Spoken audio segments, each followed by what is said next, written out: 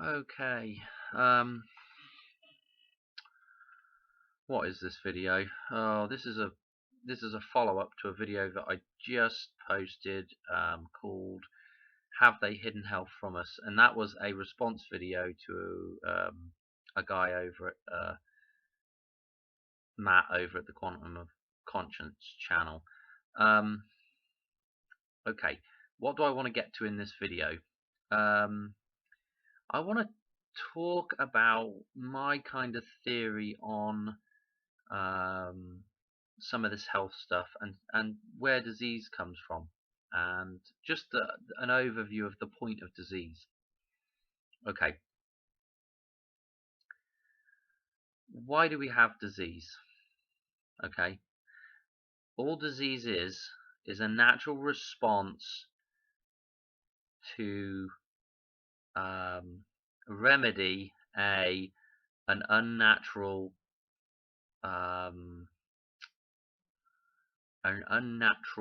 process or an unnatural state of being.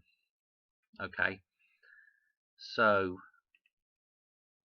what I'm getting at here is the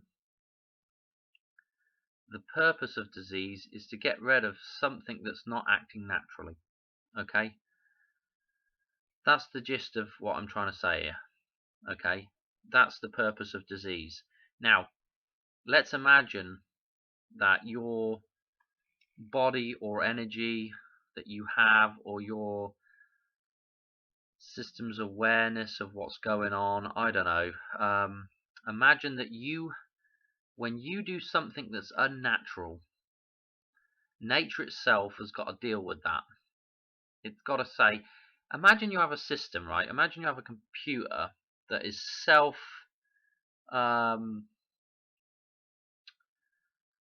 self-fixing, okay? And so the computer, all the programs that run in the computer, it checks those programs constantly for any errors that are popping up and a program that's not running correctly. When it has a program that doesn't run correctly, it's got one of two options. It either tries to fix the program, or it just simply deletes the program. I don't know. I haven't really thought about this analogy well enough, but let's continue with it. So, analogy for my idea. So you have this computer that's self-fixing, has a self-maintenance system built into it. And so when a program doesn't act right, when it's not acting right, what does it do? It's got no option but to remedy that part of program that's not running correctly. Okay, so it sends in something to try and correct that, and it also sends in something that, if it can't be corrected, if it's completely out of control, it destroys it. Because it can't have one program infecting the rest of the machine and destroying the rest of the machine. It's better to get rid of that than have it completely destroy the whole system.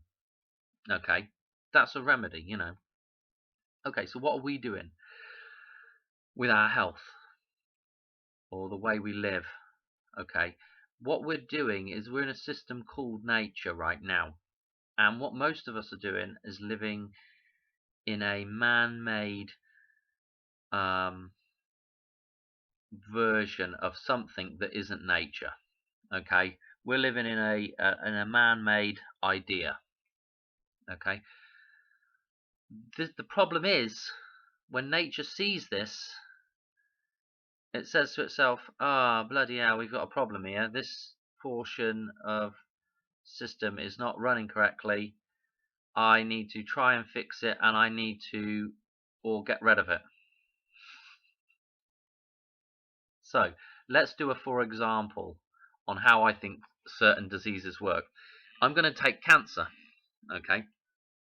Because I've got a bit of family experience with it, and I've looked into it a lot due to that experience.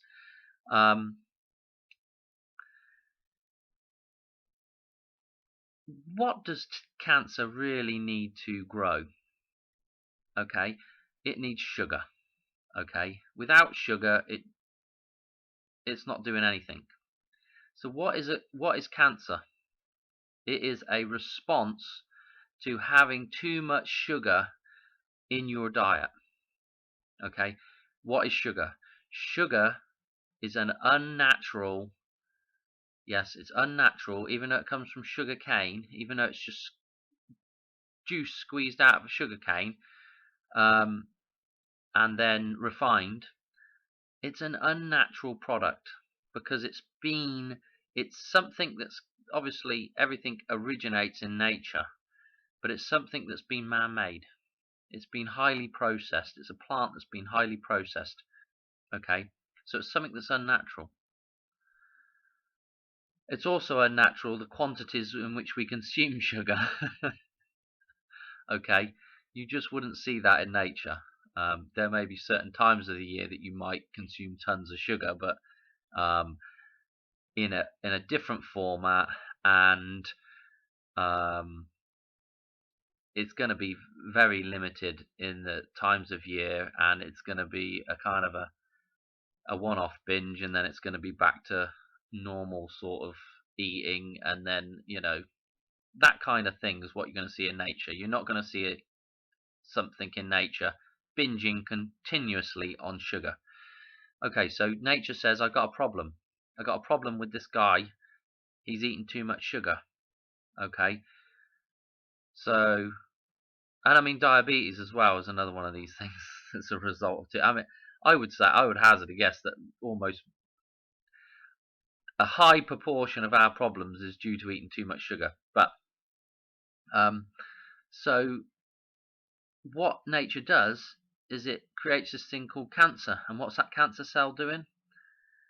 It may be a response to some damaged tissue somewhere, or something else going on, but there's a response there to take sugar out of the bloodstream. Okay, I'm not, this is somebody else's idea. This isn't my idea. Um, but it's another idea that you can put forward. So cancer's there to take sugar out of the bloodstream. Okay, okay. What the other purpose of it is okay. So the cancer's taken sugar out of the bloodstream. If that doesn't remedy the problem, what does it do? The cancer kills the host. It takes the whole host out of the system because the host is not acting naturally.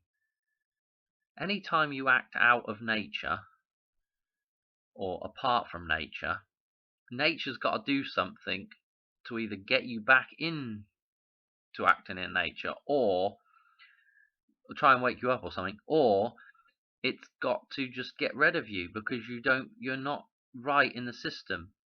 When you're not right in the system, that has a knock-on effect in everything else in the system. Okay, so when humans, of course, we can see this with humans. When humans act out of nature, we pretty much basically destroy everything else within the cycle of nature. It's very interesting, this whole thing with nature. Okay, it's so simple to understand. All you've got to do is look outside the window or go outside the door, turn on a nature program, and you can understand all this stuff. Okay, anytime you do something that is unnatural, nature has to turn around and try to fix that. And it's going to start off with, I don't know, small things, and progressively, if nothing changes, the small things get bigger, the disease gets more intense, all the problems that you have, it just escalates to a point of nature basically kills you, because you're not doing what you're supposed to be doing. You are malfunctioning in the eyes of nature, in the eyes of the way things should work. Maybe this is where we get the idea, the Bible, when it says the meek shall inherit the earth. What a person that's meek is somebody that's basically in nature, aren't they? They're basically not living over extravagantly. They're not consuming more than they need. They're part of the system. Whereas what we all are right now is we are just out of control. We're absolutely gone nuts. This is another thing that's in the Bible as well, right? At the start of the Bible, eat from the tree of eat the fruit from the tree of knowledge, something like that.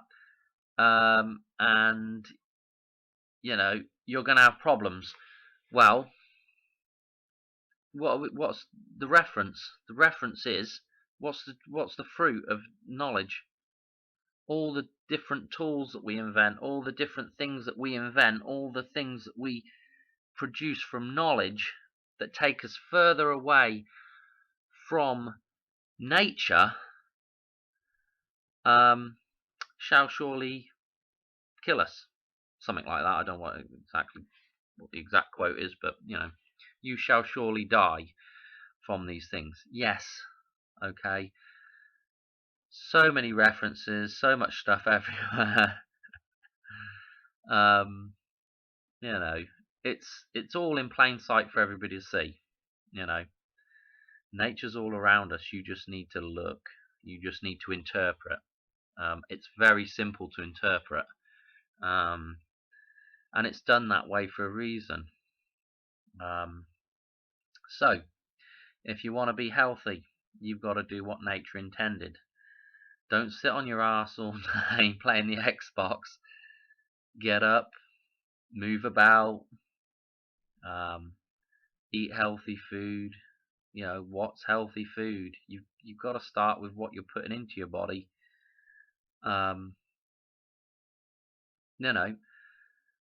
It starts from the ground up. Everything starts from the ground up. So you've got to be drinking clean water. You've got to be eating food from soil that's actually soil and not just dirt. What do I mean by that? I mean that soil should actually be living.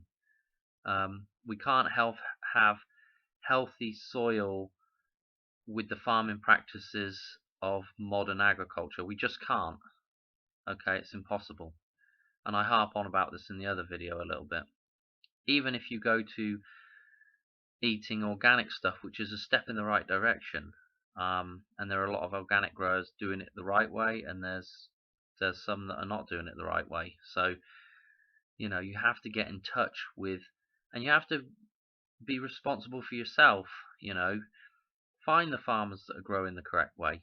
Do the research on how stuff should be grown and how animals should be fed and so forth and so on. Once you do all this, once you look to nature, and you can look to nature and you can go and visit a farm if you want to buy from a certain farmer. How are you doing it? Oh, well, I can see that isn't how nature does it. You can ask them the question, why are you doing it like this? Why aren't you doing it like nature does? And then, and he'll explain it. And so forth and so on. That's how you get around, that's how you can become healthy. I would imagine that if you were to replace all of the junk crap food that you're eating with 100% naturally produced, and when I say naturally produced, I'm not just talking about, okay, so the food's naturally produced, but I mean, you've got to think about what you're eating as well, because I don't think I addressed this in the other video, but you've got to think about, just because a grain is naturally produced doesn't mean that you should be eating it. Grains are for things like chickens and birds and so forth and so on, and maybe a small amount of grain for a herbivore, but they're not going to be eating grains in a um, mass amounts like we feed them to animals now. I mean, they may get some grain at the end of into fall, when there's grains on plants that they can eat. But even then, what they're eating is different from how a farmer would feed a grain-fed animal, you know. Um, and it would be the same for us. I mean, we just wouldn't be eating copious amounts of things like rice and bread and all this other shite. It just wouldn't be happening. Unfortunately, for most of us, as for me, I'm addicted to a lot of this stuff, so it's a tough one. But if you truly did want to be healthy, I'm sure if you could change to a natural diet, and to food on that diet that is naturally produced, I would imagine all your ailments would just disappear. Then if you could also act a little more naturally, i.e. not actually doing some physical movement. And I know a lot of people do a lot of physical stuff, but there are a lot of people out there that do a lot of sitting as well. I do way more sitting than I should. But if you could add in some of these other things, remove the stress, all this stuff, drink good water.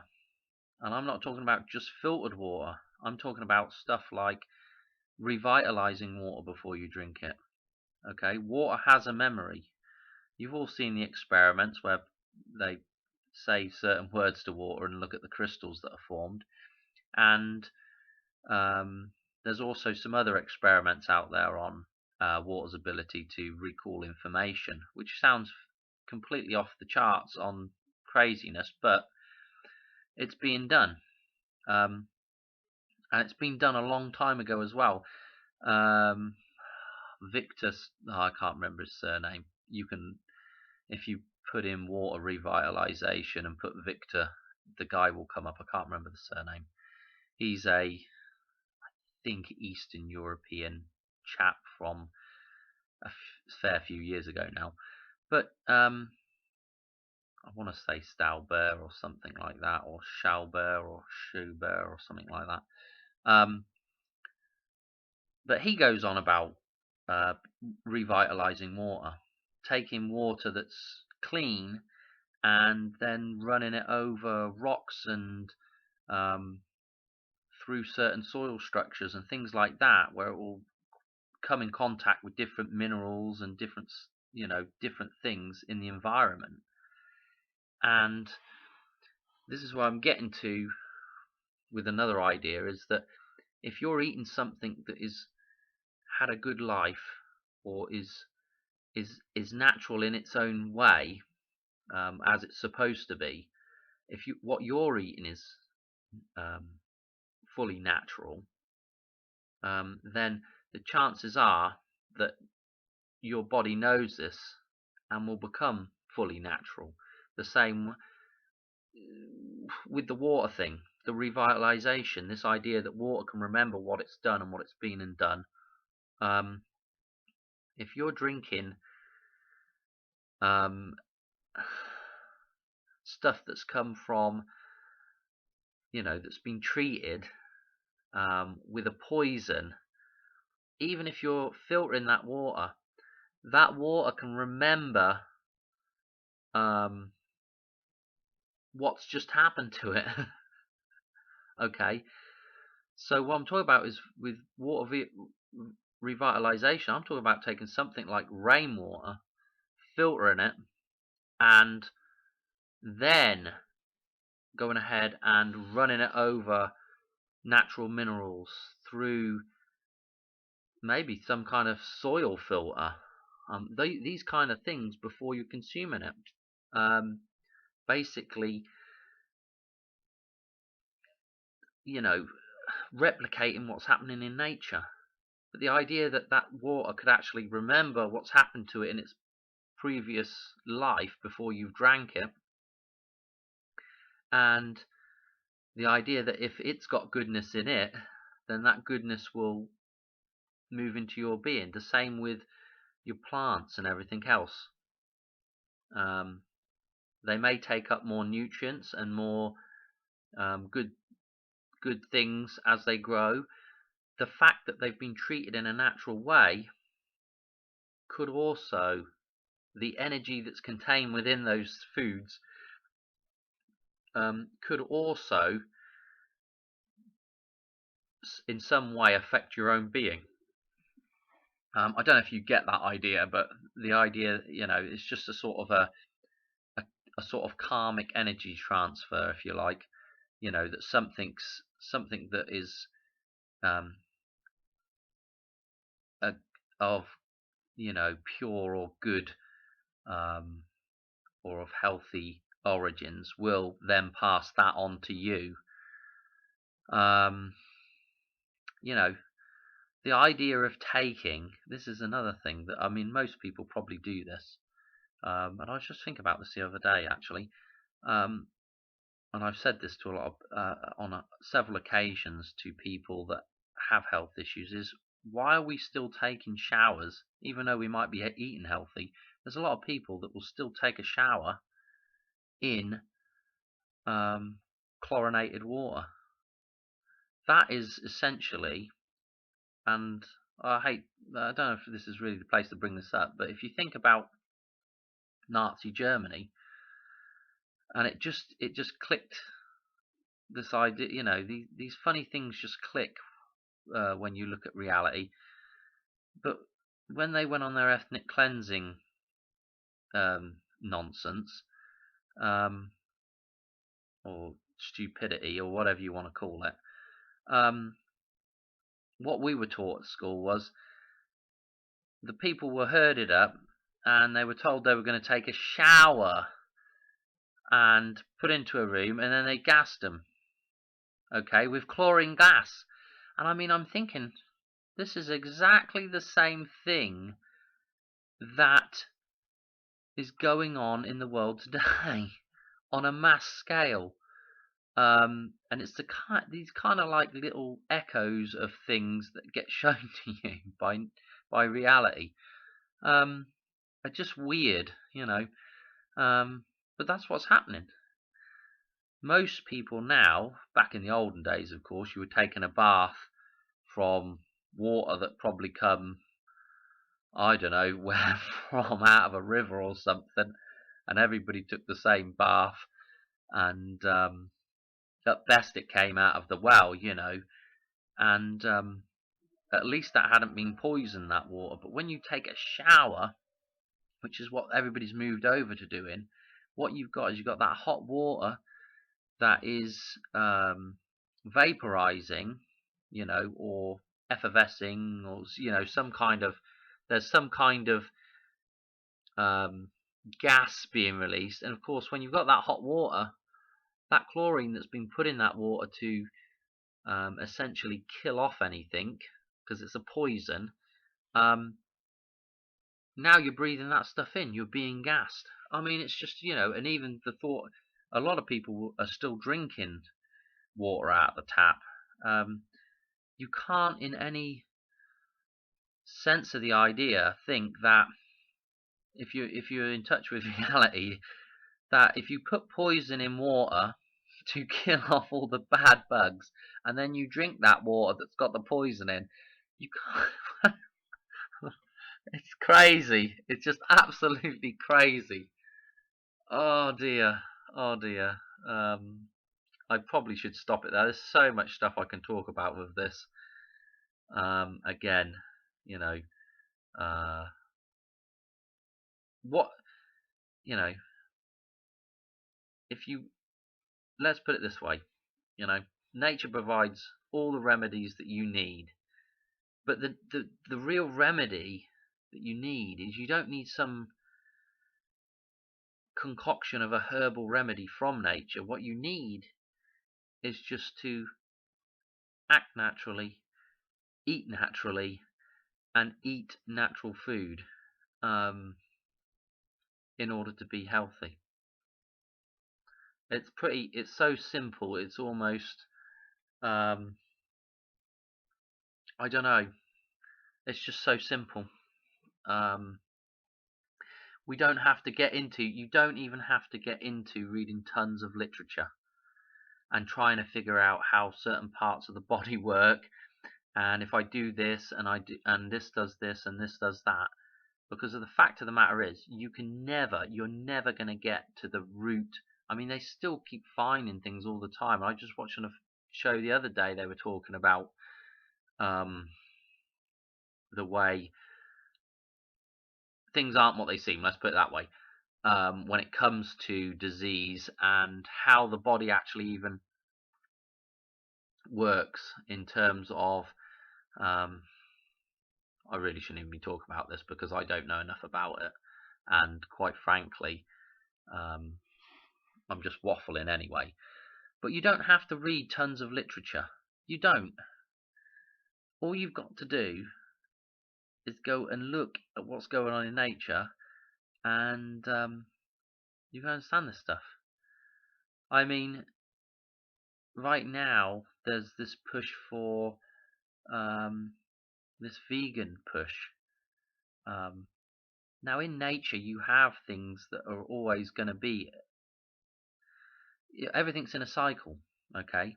And there's going to be a balancing point in that cycle where most of the stuff's going to land in balance. But there's also going to be stuff within the cycle going to be that's not going to look in balance to the broader to the majority. Okay, there's going to be things off on both ends of that scale as well. And there will be some people that will do well on a vegan diet, and there'll be some people that will do well on a carnivore diet. But for the bulk of people in the world, we're omnivores. You can tell we're an omnivore, okay? If you go and rip open a pig, gut a pig, okay, and then you gut a human, which we don't have to do because we've got books that will show you the two side by side comparisons. The digestive system is so similar. Then go look at a cow, and look at a dog, and look at some and a chicken.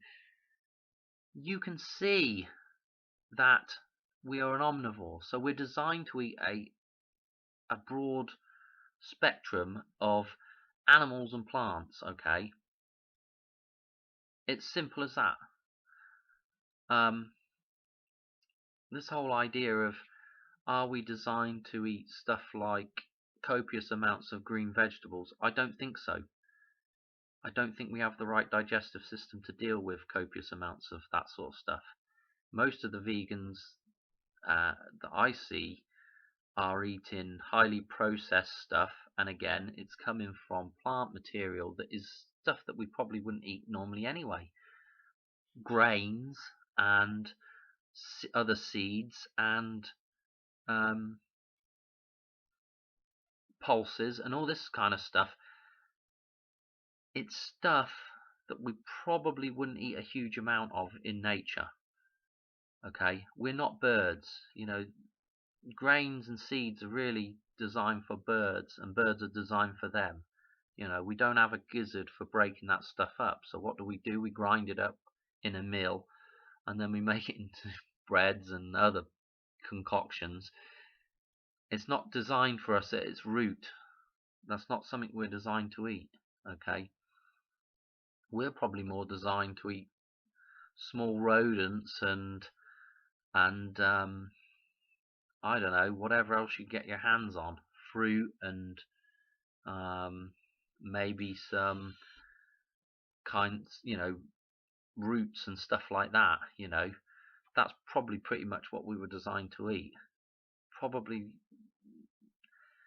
not a lot of grain and not a lot of huge amounts of leafy greens. I mean, if you went outside the door and said, "Ooh, that dandelion looks tasty. I'll have a bit of that." Do you know what I mean? It's not really something that you think I should be eating. I mean, to eat enough of that kind of stuff, you've got to be eating tons of bowls of it, a day. I mean, it's just craziness what people are doing and how people are following along with diets that other people have come up with, and it's just complete poppycock, you know. Boy, anyway, I've done this one to death as well, so for another 30-minute. I can't really go on about it much more, it's just simple stuff. Again, the takeaway is nature as the solution. Thanks for watching, and I'll catch you on the next one, I suppose. Maybe I'll do another one on. Actually, I want to do one on nature and how it can help you in your everyday life as well. Okay, and I actually want to explain a couple of things about nature in that sense as well. So anyway, all right, bye.